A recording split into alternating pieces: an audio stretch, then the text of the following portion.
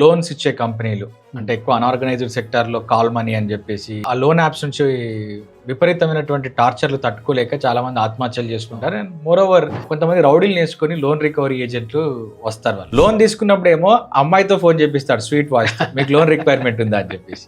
Loan యాప్లు కానీ micro ఫైనాన్స్లు కానీ క్రెడిట్ కార్డులు కానీ ఎవ్వరు కూడా మీ డోర్ దగ్గరకు వచ్చి మీ దగ్గర వసూలు చేస్తానడానికి వీలేదు. ఇవన్నీ ఇల్లీగలే. రౌడీలను తీసుకొని వచ్చి లేదంటే ప్రైవేట్ పర్సన్స్ వచ్చి ప్రెజర్ చేస్తుంటే సింపుల్ గా పోలీస్ స్టేషన్ లో కంప్లైంట్ ఇవ్వండి. ఇప్పుడు కొత్త హిందీ చట్టంలో మీకు ఒక రైట్ కూడా ఉంది. మీ కంప్లైంట్ ని టైప్ అన్న చేయండి, పేపర్ మీద అన్న రాయండి, సంతకం పెట్టి దాన్ని ఫోటో తీసి, సింపుల్ వే చెప్తున్నా, పీడిఎఫ్ చేసేంత టెక్నాలజీ తెలియకపోయినా కానీ పేపర్ మీద నీట్ గా రాసి నీట్ ఫోటో తీసి మీ ఏరియా సర్కిల్ ఇన్స్పెక్టర్ కి మీరు వాట్సాప్ లో పంపించండి. విదిన్ 3 days 3 రోజుల్లోగా మీరు పోలీస్ స్టేషన్ కి వెళ్ళి సంతకం పెడితే చాలు, మీ కంప్లైంట్ ఖచ్చితంగా రిజిస్టర్ అయి తీరుతుంది.